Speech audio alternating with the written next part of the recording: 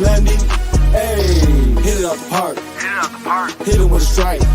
From the national anthem to the bottom of the night. I've been Slendy, Ego, Slendy, Ego, Slendy, Ego, Slendy, hey. You already know what's up. What's that? Another home run. But you know the job ain't done till we hold that trophy up. Hey. What's up, everybody? Welcome to episode 411 of the Talking Friars podcast and YouTube show. Ben Fadden with you here. It is June 8th, 2023.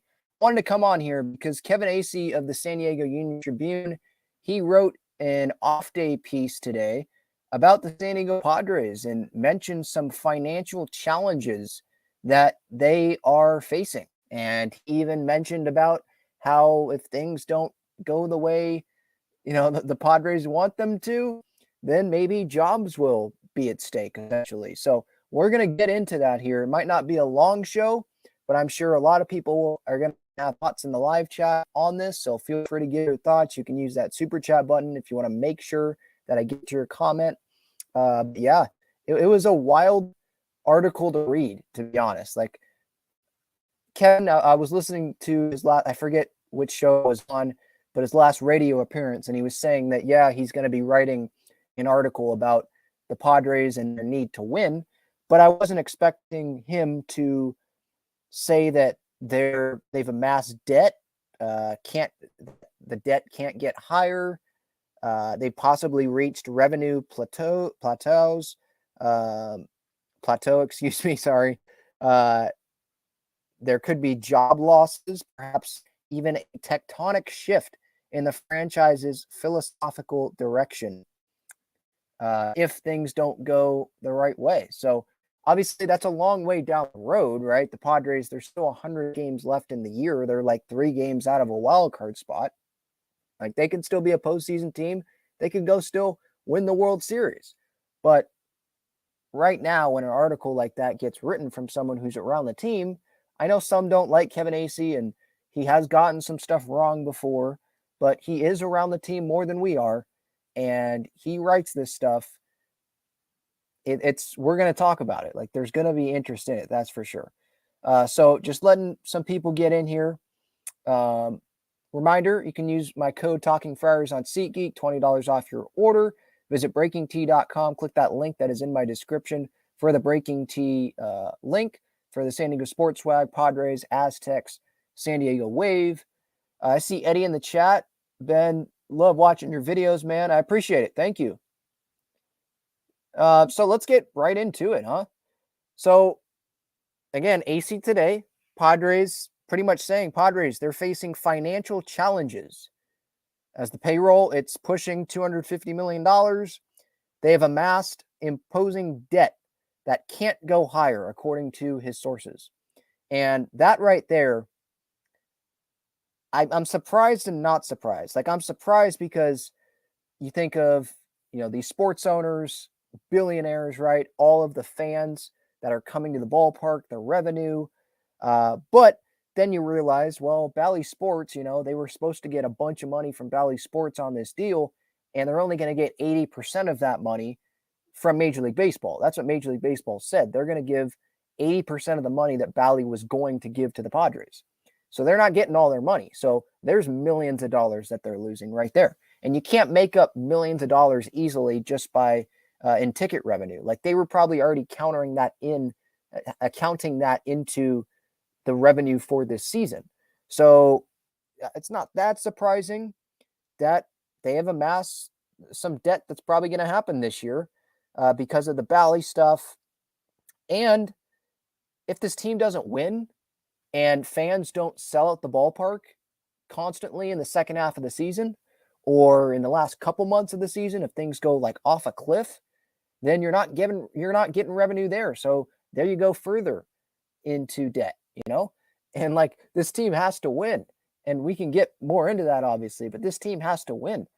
We can talk about it from the financial point. I'll talk about it from like the player stuff, obviously, but financially, I mean, I don't know how many fans really care about it because it's not our money. It's not like we're in debt. But for the Padres, they get a bunch of money from the postseason revenue. And I'm sure Peter Seidler, all the money that he's giving to these superstar players, this big payroll, he is factoring in, he probably factored in, yeah, we're going to make the postseason. Like, that's how I'll get a lot of the revenue in. We'll make the postseason. Well, if that doesn't happen, then you're screwed even more. And I'm not saying like Peter's going to have to go like sell the team or anything like that, but it's just not an ideal spot, especially when we thought the Padres, they're going to be in on Shohei or have a chance at extending Soto, and maybe a chance at bringing back Hader, like all of those things that we hear. And then there's this that comes out like, no, there's financial challenges that the Padres are facing right now, and they're going to be facing this year. And it could get worse if the team continues playing like this. It could be troubling for those future desires of Padre fans, right? Wanting Ohtani or wanting to keep Soto. So we'll see. I know Seidler has a ton of money, but this isn't great to be hearing, to be honest. Possibly have reached revenue plateau in the face of what would be waning fan interest. And the waning fan interest obviously would be if the team is not winning. And the revenue thing kind of reaching the limit, it's not surprising. Like, you can only sell X amount of tickets at Petco Park, right? The Padres, they've sold out over 20 games already at Petco Park, and they're going to smash through that Petco Park record, which is 26, right? In a regular season. They're going to smash through that. You can only sell so many seats, So the revenue that you're getting from ticket sales, it is capped. At some point, it's going to be capped. Even if you sell out every game, it's capped. So there you go. You max out there. And with the talent that was on this team going in, the hype going into the season, you knew that there was going to be a ton of sponsors. They have all the sponsors and all that, all the sponsorships that they could ask for, right? Everyone's in on this Padres team, right? All the outfield walls, everything. So you kind of max out at the sponsorship stuff too. So now there's that plateau there, like that limit. And with this high payroll, and if you don't make the postseason, let's say, and there's a ton of revenue that's now not coming in because you don't make the postseason or you don't make a deep run into the postseason, because you get more money, obviously, as the rounds go on. If you don't make that deep run, then you're not getting that revenue that you were hopefully planning for, or you were maybe not planning. You were hoping to get that revenue, right? Because you were like, yeah, this team's going to make the postseason. This team's a World Series contender. But that hasn't. They're not playing like a playoff team right now, right? So again, they're facing, if you're just tuning in, they're facing financial challenges.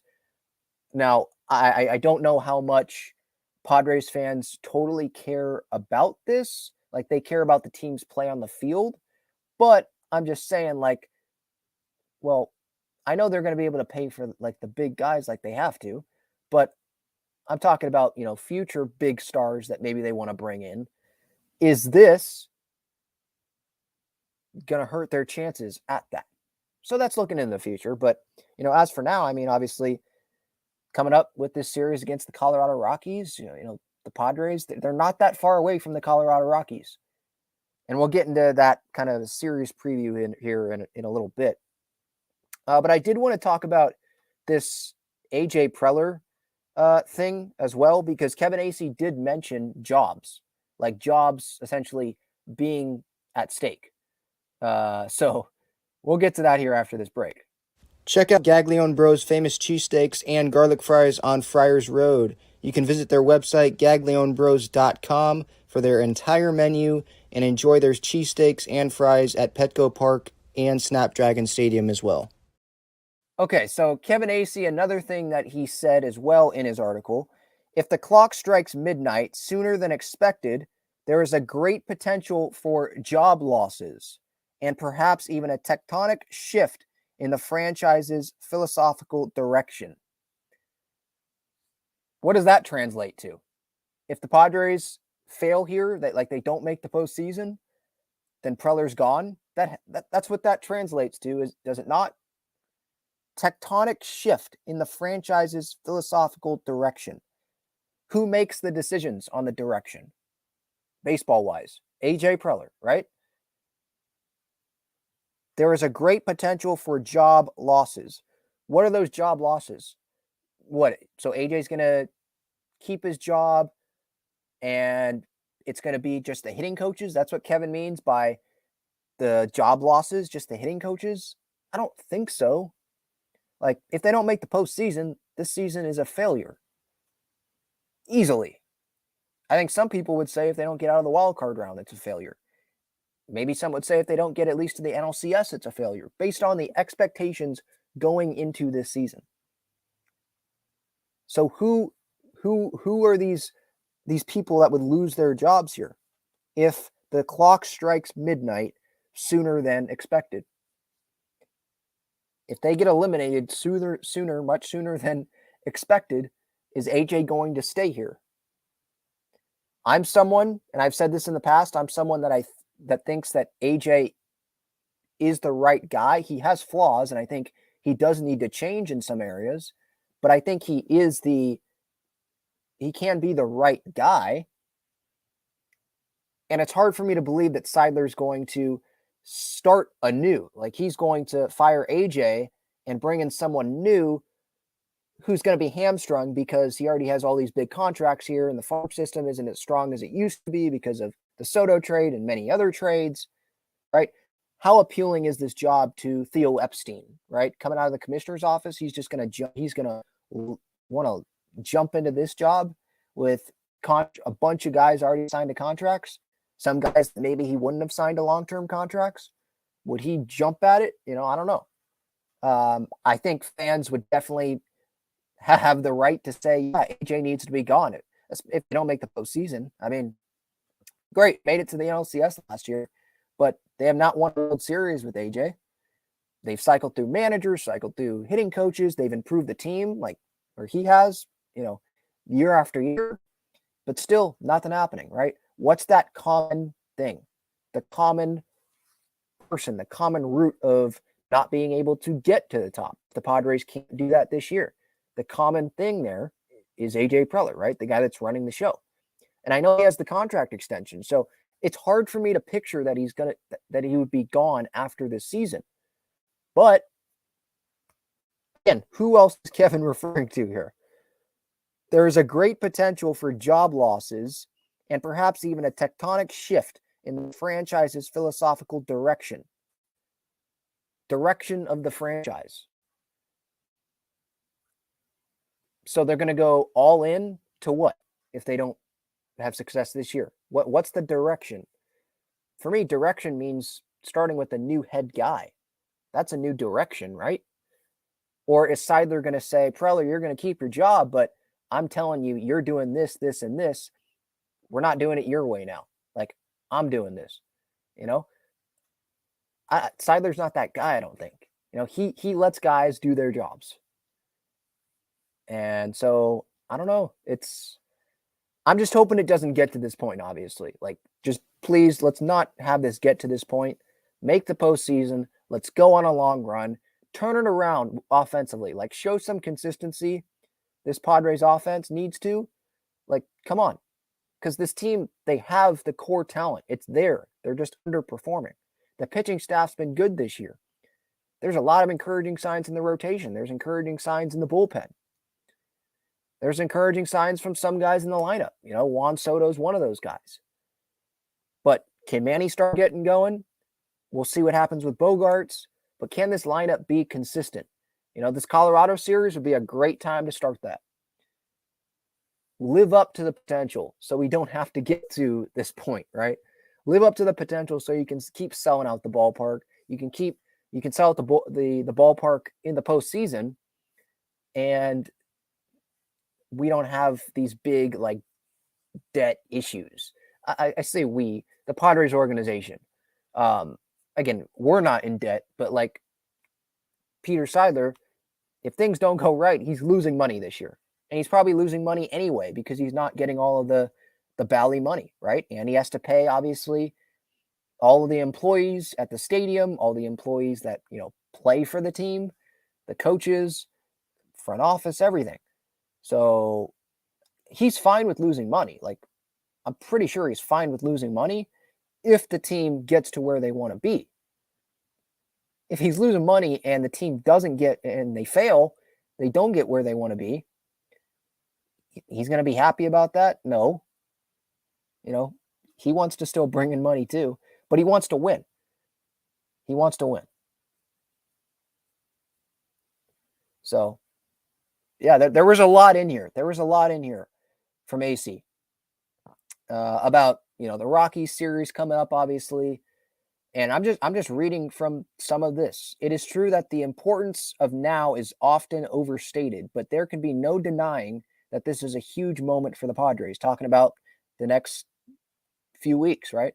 It is not overstating the situation to say one of the most crucial periods in franchise history will play out over the coming weeks. Let me say that again. It is not overstating the situation to say one of the most crucial periods in franchise history will play out over the coming weeks. I mean, he is right. Like the Padres, they haven't had a ton of winning in the history, right? Most anticipated season in Padres history. If they fall further under 500 and they have to change direction at the deadline, which they're this far in, I just don't see them being sellers. But if this Padres team can't be consistent and they can't score some runs consistently, and Seidler, Preller doesn't really believe in this team, maybe they'll have to change the direction and look towards 2024 instead of 2023 here, which is all we're focused on, right? Or which is all we were focused on going into this year is 2023, all in, win. This is World Series, this is our expectation, right? So if things go the wrong way here, then yeah, the direction could change. And I don't even want to imagine trading Hader, Walker, or trading Soto.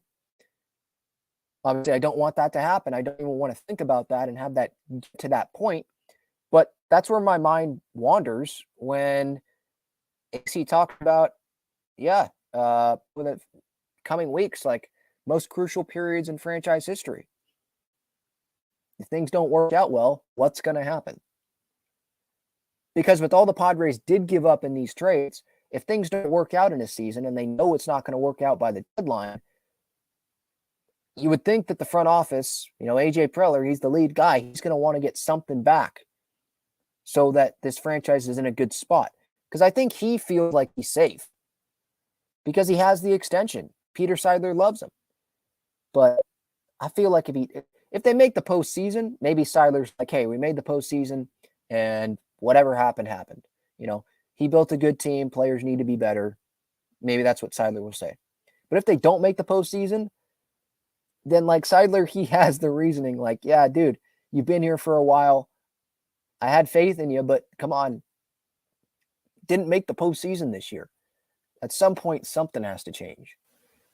Again, I hope we don't get to that point, but we'll see.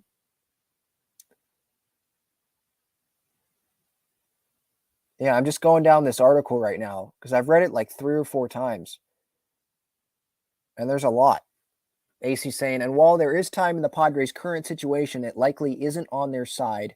If the clock strikes midnight sooner than expected, there is a great potential for job losses and perhaps even a tectonic shift in the franchise's philosophical direction. That screams AJ for me. It is true this is merely the first season of the 11-year contracts given to Bogarts, Manny, Tatis is 24, Musgrove, Darvish locked up through 2027, 2028, but awarding substantial long-term contracts that allowed the Padres to say they locked up their core for the long haul, also locked them into a need to make it work now. And that's the thing, having to win now, because they have the long core, but they have the long core because they were willing to pay for those later years where you're not really expecting as much from them then as you're expecting now. And now some of these guys are performing probably expecting them to at the end of these contracts, right?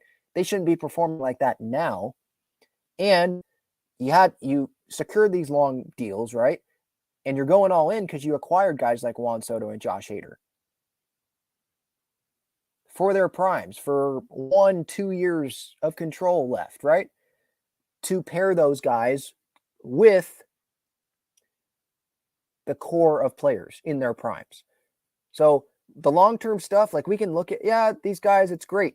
Long-term, that's great. Long-term contracts, right? We know these guys are going to be in a Padres uniform. That's great.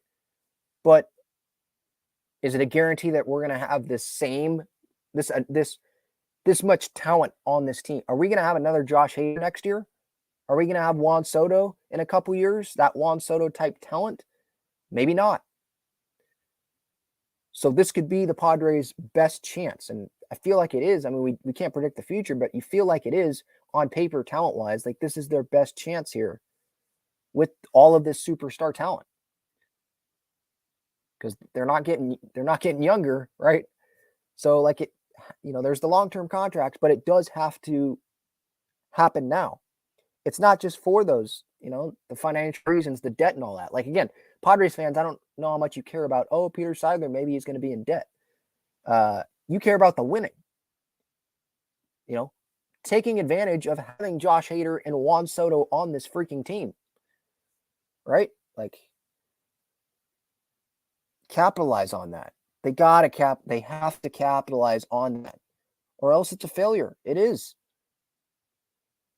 All right, I'm going to get to the chat. I'm sure people are fired up about this. Again, if you want to make sure I get to your comment or your question in here, click that super chat button. It supports the channel as well.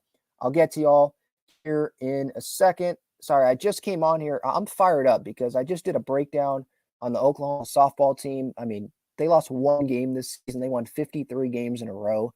Just won the Women's College World Series. So I just did a breakdown on them. That's out on my Baseball Struck YouTube channel, so you can check that out after this show is over. And I was pumped up there, so I guess that energy transferred over to this show tonight, even if it's on an off day. But I'll be back after this here. I want to tell you about the best and easiest way to play fantasy sports. It's Underdog Fantasy. They have great pick'em games and best ball tournaments. In pickup games, just pick higher or lower on 2 to 5 players' stats, and you can win up to 20 times your money in a single night. You can go cross-team, cross-league, and even cross-sport. Best ball revolves around the draft, which is what every fan loves the most about fantasy, and it eliminates the hassle of having to manage your roster all season long, resulting in a fun and easy fantasy product. How does it work exactly? You enter a contest where you participate in a snake draft against other users. That lineup that you drafted competes against every other draft in the entire contest. The better the combined performance of your team, the more money you win. After your lineup is all played, Underdog will take the best performing players and automatically set them as your starting lineup. That's it. No waivers, no trades, no worrying about who to start or sit. After you complete your draft, your part is done. Underdog Fantasy offers best ball in a variety of ways, including daily contests, weekly contests, playoff contests, and season-long contests. You can either enter into these and compete against thousands of other entrants for huge prizes, or, if you'd like, you can enter into a private draft with friends and family to compete for a smaller prize pool. Underdog keeps it super simple with their easy-to-use website and mobile apps. Sign up now by clicking the link in the description or by using the promo code TALKINGFRIARS, and you'll double your first deposit up to $100 in bonus cash when you make your first deposit of $10 or more.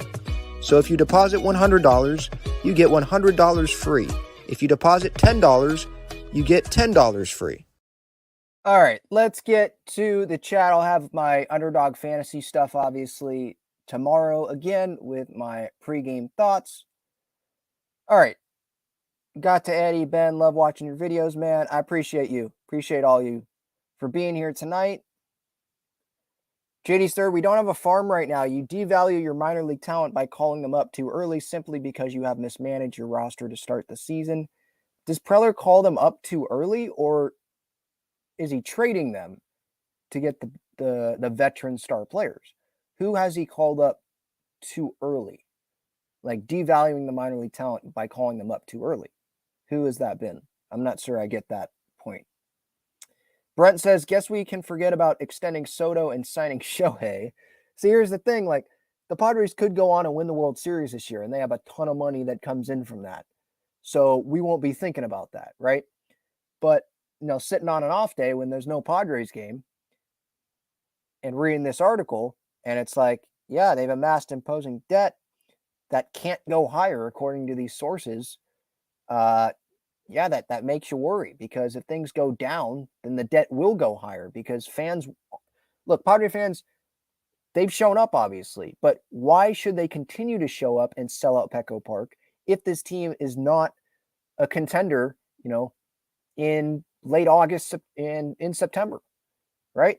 So they're not going to be bringing in the ticket sales that they thought they were going to if this team does struggle and continues to be inconsistent. So again, hopefully we don't have to get to that point, and we're still going to be in on Shohei and in on Soto, but this is something that could happen. The Padres, they could end up not being in the best spot to bring back Soto or bring in Shohei because of some revenue loss this year if they continue to underperform. And the Bally thing obviously is huge, because Bally, what was it, 60 million a year, something like that? I think 80% coming to the Padres. So they're losing out on $12 million, I think. That's a good amount of money, even if you're Peter Seidler. That's a good amount of money that you're losing out on. And you can't just make that up with ticket sales. And again, there's a cap on that, right? You're not just going to make $12 million up on the fans going into the Padres store, right? And no, I don't think Seidler's broke. It's just with the Padres, he's probably going to lose money this year. And I think he did say that he's fine with that. I saw something, maybe it was a source article, like earlier in the year, that he's okay with that as long as, they win, right? He's a fan too. He's also in the business of making money, so I don't think he'd be happy about losing money, but he was willing to pay the price here, this big payroll, if it got San Diego a winner. And obviously I love that.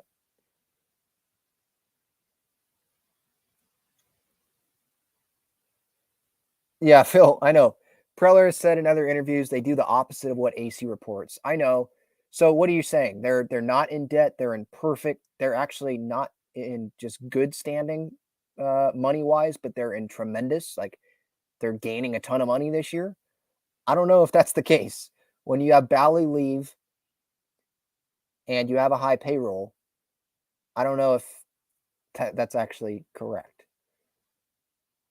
Yeah, Austin, I agree. It all goes back to the Bally Sports San Diego situation, because that fell through. Padres are losing money from it.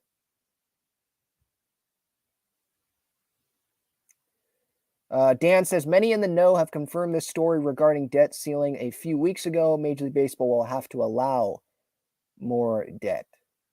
What do you mean allow more debt? You mean if a team is losing money, they're losing money. Does Major League Baseball control how much money a team loses? Like the agreement was 80% to any team that has Bally leave them. Major League Baseball is giving them 80% of what they would have gotten.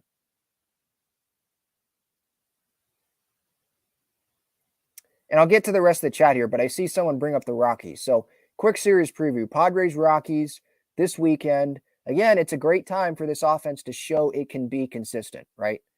I mean, you're playing a last place Colorado Rockies team.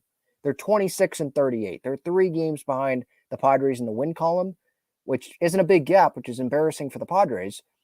But look at the run differentials. Padres plus 16 on the year. Colorado negative 66.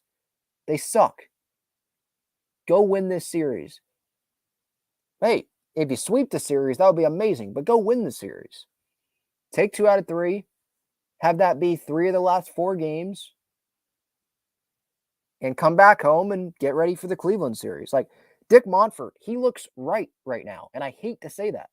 But remember Dick Monfort in the offseason? What the Padres are doing, I don't 100% agree with. They have some holes too. And at that point, when Monfort said that, I was like, dude, worry about your own holes. You're not trying to win. And you're trying to talk about a team that made it to the NLCS last year and is actually trying to win. Like, stop. Your best player is like Jurickson Profar. And no disrespect to him. He's a solid player. But come on. Or Ryan McMahon or whoever their best player is. Like, you don't have Juan Soto, Tatis, Manny, Bogarts. Like, that was my mindset going into the year. Like, come on, shut up, dude. But now, I mean, I still think Monfort should just shut up. Like, it's a bad look to be criticizing a team that's trying to actually win, the owner trying to actually win and show that he cares. It's bad to criticize him. I guess you're just trying to make yourself look better or make yourself feel better. But he looks more right now. What the Padres are doing, I don't 100% agree with. And look what's happened. The Padres, they're not that far away from the Rockies that have a much lower payroll. And the Padres have showed that they do have some holes on this team, especially in the offense. And, the catching spot, they have filled that hole, at least temporarily. Don't know if Gary's going to do this the whole year, but they've kind of filled that for a little bit. We'll see how long that goes, but there's other holes on the team, obviously. But yeah, it sucks to say, but Dick looks a little right now.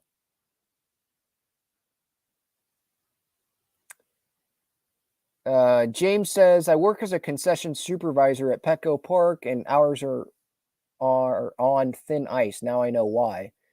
Well, if you're concessions, do you work for the Padres or do you work for another company that's like has a relationship with the Padres at the park? Because I think if that's the case, then maybe that's not the Padres deal. That's whatever company you technically work for, their deal. But I don't know. I don't want to comment too much on it because I have no idea where your situation is.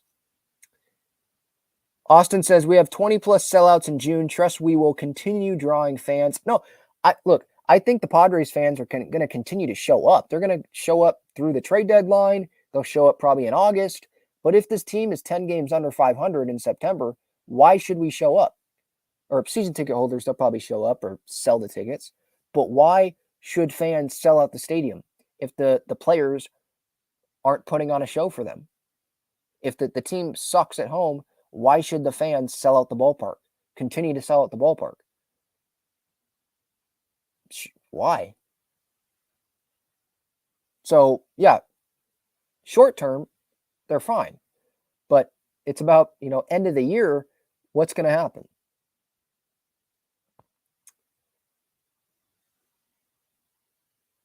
JD's Third says, only a small percentage of revenue comes from stadium ticket sales. Fans don't realize these sellouts are great for PR, but not for the bottom line. They think just showing up is it.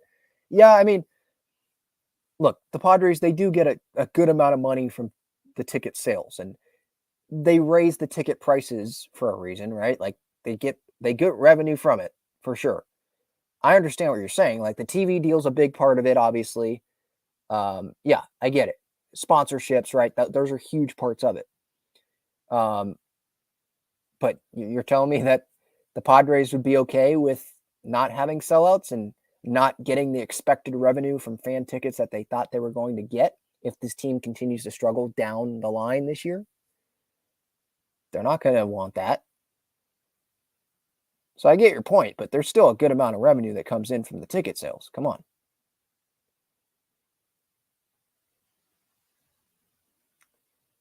Chad says Preller's formula is finally blowing up in Seidler's face, aka pocketbook.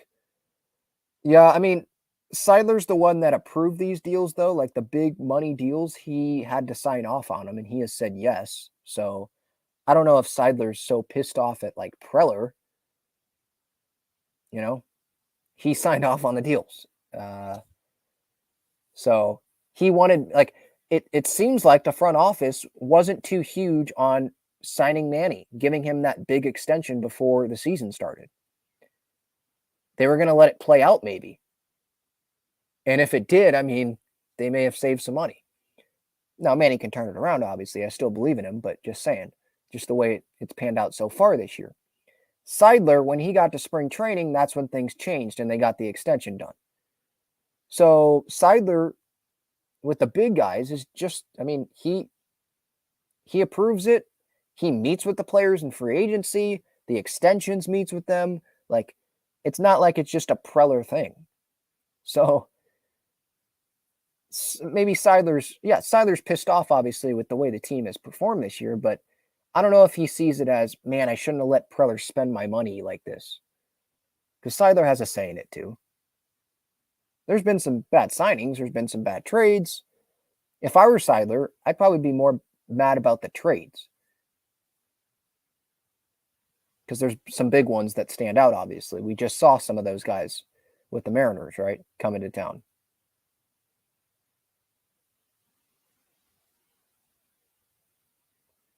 The coolest three says Cronenworth and Kim need to be traded. I'm sad to say.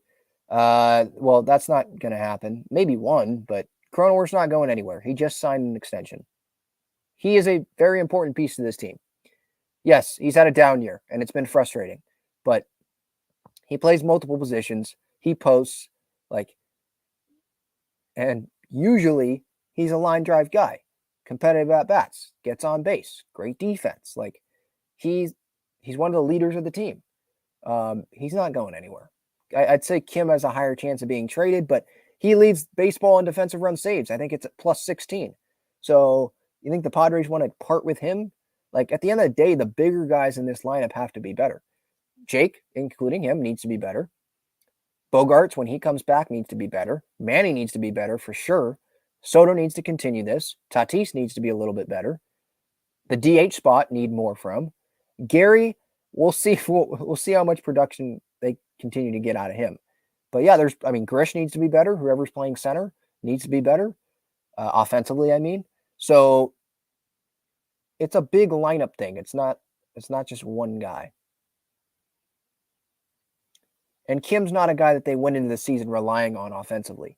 It's a lot of other guys that have not performed up to their level of expectation, right? Or the fan base expectation level for those guys.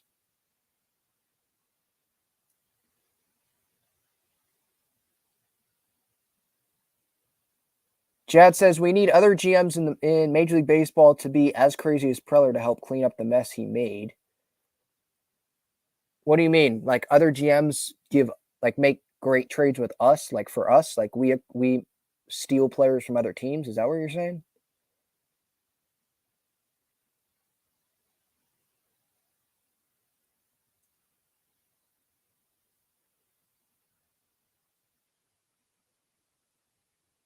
HW says, what financial challenges? Well, according to Kevin Acee, there's, the payroll, obviously. Seidler has to pay the guys. There's, they've amassed imposing debt that can't go higher, according to sources, or else they'll be in more trouble. And there could be great potential for job losses and tectonic shift in the franchise's philosophical direction. And if Preller goes, front office goes or whatever, those guys still have to get paid those contracts, right? I think Baumel has one more year on his contract. He's not going to get fired. I would be shocked if he gets fired. This is on the players or on Preller if they don't make the postseason or anything, something like that. This isn't going to be like Baumel. Preller walking down there and saying, sorry, Baumel, you're gone. He's not going to be able to hire. What would that be now? A fourth manager?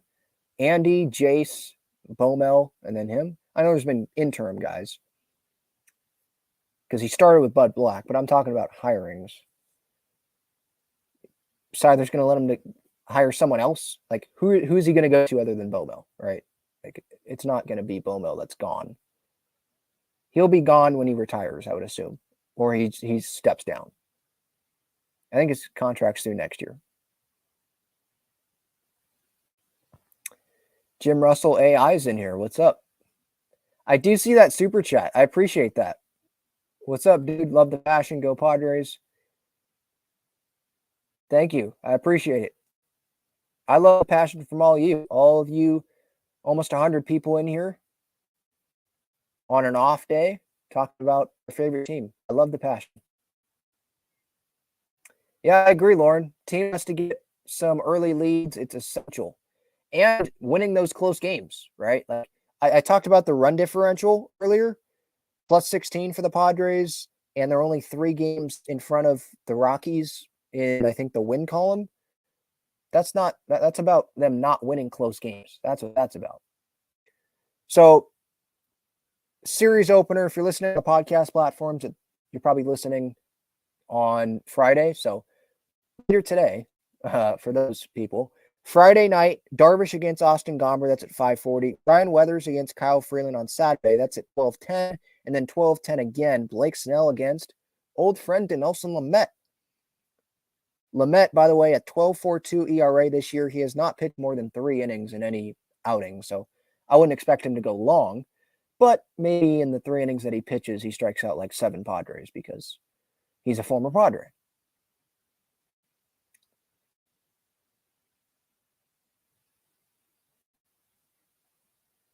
Jason says, what do you mean 22 sellouts?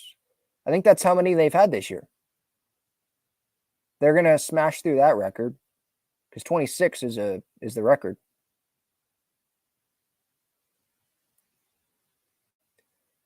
James says the stream went dead. The stream's dead? Are you sure? I don't think so. I see a bunch of comments still in, so I'm going to keep talking. So hopefully I'm on YouTube here and it's still going. Yeah, I'm seeing a lot of people saying like Kevin Acee's a moron. They don't like him. Look, he's closer to the situation than we are. Sometimes he gets stuff wrong, but sometimes other guys get stuff wrong as well. So, look, Kevin, he really tries to get everything accurate and really do his job and be really careful with the things that he reports. If you listen to his interviews on San Diego Sports 760 and all that, like he's talked about that. So maybe not everything's going to be right, but when a beat writer reports this and he mentions sources and all that, we're going to talk about it because it's an interesting subject for sure. I mean, right when this came out today, it was in the middle of John and Jim's show that I was listening to, and that was like the rest of their show is probably going to be done at the end of the year if they don't make the postseason. And because Jim, saw the same thing that I did about Kevin talking about there is a great potential for job losses if things don't work out, perhaps even a tectonic shift in the franchise's philosophical direction of the team. That's not a manager. What's the direction? It would be Preller, right? That's what it shouts Preller to me. HW says they need to unload X. Well, that's not happening. They just signed him. Who would want the contract either, especially with the wrist stuff that's going on? Look, I hope the contract ends up working out. And he had a really good start. And I'm not really concerned about Bogaerts long term. I think people that are making the comparison to who are some people saying? Like a Hosmer contract, like a big overpay, or making comparisons to like Anthony Rendon. Like, come on, it's way too early to be talking about that. Same thing with Cronenworth. Way too early to be talking about that. Comparing it to Hosmer. Come on.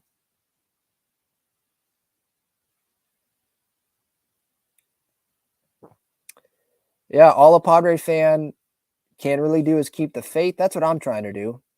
I mean, I'm obviously irritated with the team, but I still have faith they're going to be a postseason team, and they'll maybe they will be in debt this year and lose money, but I still think they'll be a postseason team. And I lean towards AJ not going at the end of the year, just because of everything that he has in place and Seidler's faith in him and all the contracts that are locked in that Preller has helped get locked in. I just don't see him leaving with all the work that he's put in and everything that has happened. They're all in. So to make a change at the president of baseball operations spot, I find that hard for Seidler to do when they're going all in like this. That's how I feel. Quick reminder again, SeatGeek code Talking Friars, $20 off. So if you want to go to one of the Cleveland games or the Tampa game, one of the Tampa games, in this next homestand, use that code Talking Friars. Click that Breaking Tea link in the description for great San Diego sports shirts and sweatshirts, San Diego Wave, Aztecs, Padres. Loyal, by the way, they play on Friday night at home, debuting the new jerseys. So that'll be cool. I think playing, who is it? San Antonio? Let me double check. I think it's San Antonio, right? Or is it Sacramento? Sacramento. Sorry. San Antonio was last week, right? Yeah, San Antonio, they tied last week. Sacramento, Friday night, 7 p.m. And then the Wave playing tomorrow as well, 5 p.m. So it's going to be, hopefully, it's going to be a good start to the weekend for San Diego sports. Padres can get a win, and then the Wave and the Loyal can also get wins. I'm seeing in the chat, only fools wanted Soto gone, HW says. Yeah, there's people that actually are like, yeah, trade Soto, he needs to go. I'll only advocate that if, like, things really go in the wrong direction this year, and you just feel like, yeah, they're not going to win next year either. And Soto, like, says, yeah, I don't like it here, or there's signs that he's not going to come back. Then I don't even know if I'd advocate for it. Like, he's just such a great talent that I want to see this out. Even if he leaves, like, they traded all of that for him. So let's max out the time that we have with him. It's not guaranteed that we get him for the rest of his career. So get as much as you can out of him. If things aren't working out at the deadline next year, I guess deal with him. But I think you'd want to give it every crack that you can with Soto. And that's a long way down the road. Like, look, again, they're a few games out of a wild card spot here. You know, they could go be a postseason team. They have the talent. We're only in this spot because the talent just hasn't consistently lived up to our expectations, their expectations going into the year.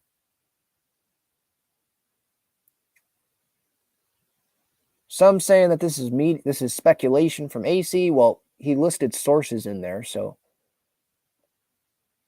some of it might be speculation, but there's stuff in there that is sourced.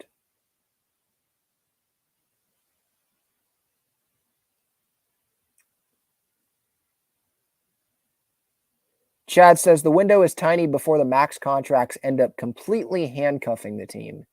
And that's kind of what I said earlier, right? Like, about the urgency to win now. It's not just about, like, the money stuff and debt, but about having Hader and Soto on this team for maybe a limited amount of time and having these big contracts that might not work out or might not look good in the last few years. These guys, they're paying these long contracts so that they could have them for now. So having all the talent that they have now, this window right here. Seidler says he doesn't believe in windows, but come on. At least the core, right? These leaders on this team, these superstars that are here long term, they're not going to have a prime forever. And we don't know how long Soto's going to remain a Padre, how long Hader's going to be a Padre. Is this going to be his last year? Don't know. So, yeah, they got to maximize it. I agree.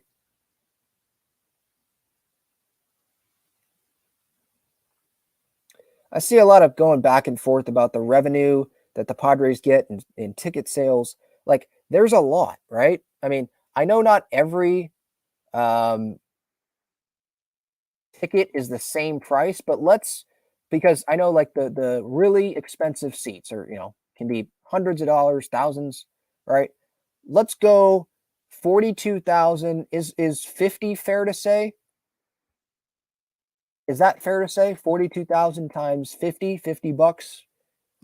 Because some aren't $50, but then there's the expensive seats as well. Is that okay to say? If that's the case, then they make over, is that right? They make over $2 million a game on the sellouts. If it's 42,000 times 50, or do they have this listed? Maybe they have this listed somewhere. Average ticket price.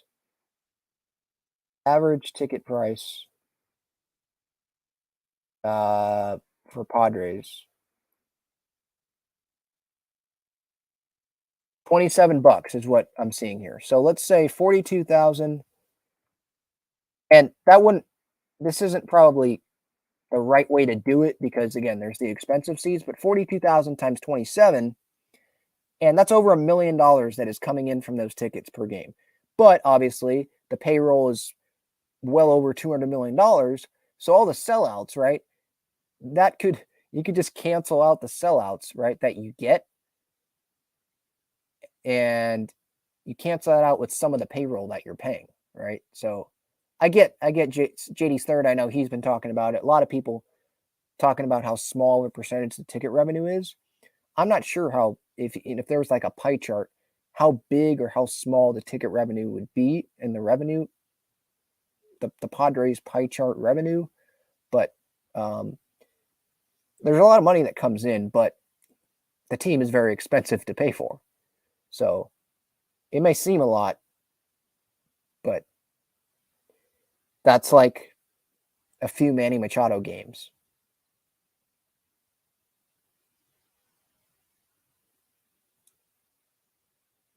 Chad says Preller should have saved the Bogarts money to fill a hole that actually needed to be filled. Well, here's the thing. That was a hole that needed to be filled. Maybe not that specific position, but they needed an offense upgrade, they still thought. And to add one of the better consistent bats in baseball, that's upgrading holes. It is. They decided not to go upgrade, spend big and, bring back Josh Bell or anything like that.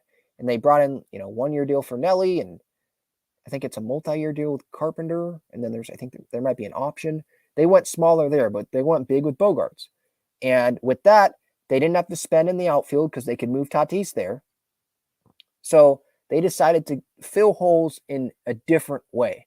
Instead of just filling the hole directly, like positionally, they filled it at another position and they moved people around because they wanted the best offensive player just in all of free agency instead of the best offensive player maybe at that position who's not as good offensively as Xander Bogaerts. Like that's what they were doing there in the offseason.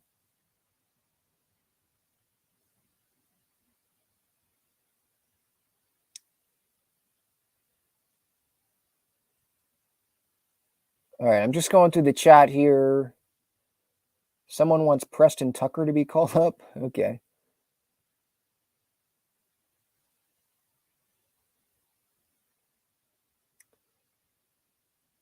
Chad says, yeah, I can't for the life of me picture Soto in San Diego after free agency. Yeah.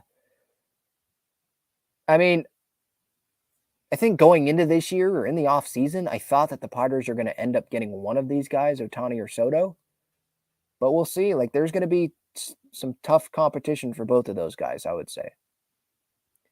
All that talk of people thinking, oh, Soto's not worth $500 million. He's not worth $400 million because of the slow start that he had. Like, I think those people have shut up.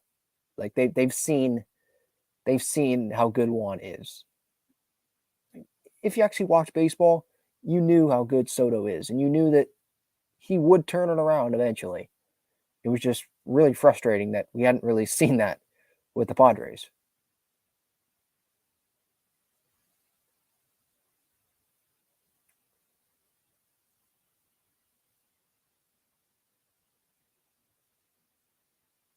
Okay, I see. So I was with James earlier. If you're just tuning in here, James was talking about how I think he's getting limited hours at Petco, and he doesn't work for the Padres. He works for Delaware North, which is obviously at Padres games, but that's not the Padres directly. So again, I don't want to go too deep into this because I don't know, but I would think that Delaware North pays those employees, not the Padres. So I don't think that's a Padres issue. But maybe I don't know.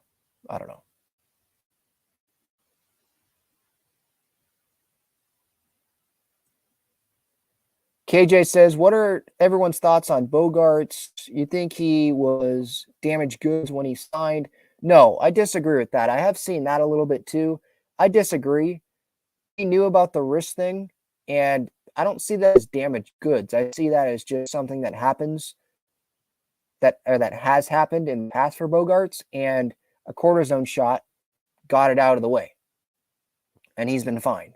I mean, going into this off season, right, where the Padres signed him, you look at the games played for Bogaerts, and it's a lot of games.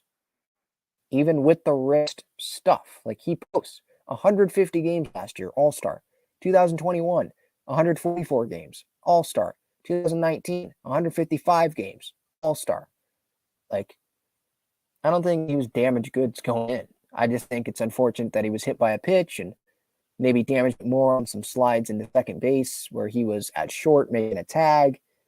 And it's too early to get another cortisone shot. So it's just been unfortunate. No, I don't think he's been damaged goods. And again, it's way too early to be saying, oh, another Hosmer contract or another Rendon contract like the Angels did with Rendon. It's too early with that.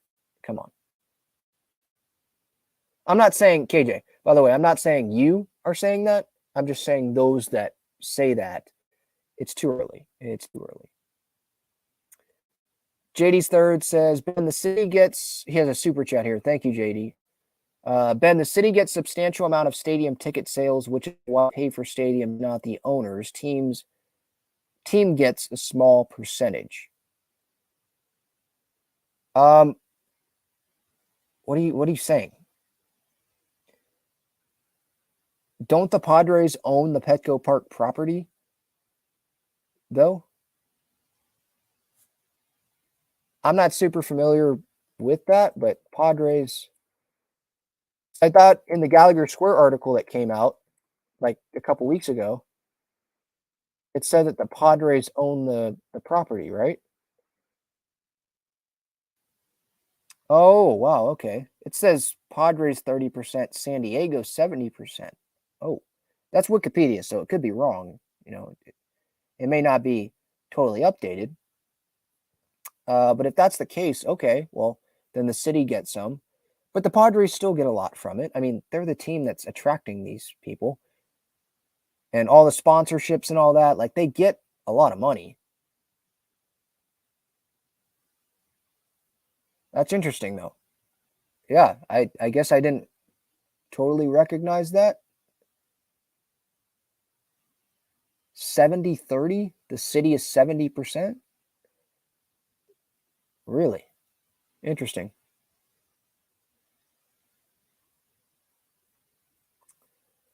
All right. There's a lot of people in the chat here. I love you guys having the conversations and, you know, the back and forth. A lot hit on today with the Padres and the financials and all that. Again, hopefully it does not get to this point where we have to continue talking about, oh, the Padres, they're in debt. Seidler lost a ton of money in 2023 because they missed the postseason. AJ Preller got fired. You know, all these new changes. Hopefully we don't even have to get to that point, because if that happens, this season was an absolute failure. But again, we're a long way from it, right? I want to end this thinking positive. We are still 100 games. We're 62 games in, 100 games left. There's still plenty of time for the Padres to turn this season around. It's not early, but there's still plenty of time. They can be a postseason team. They can still go win the World Series. They've got to be more consistent, though. That's for sure.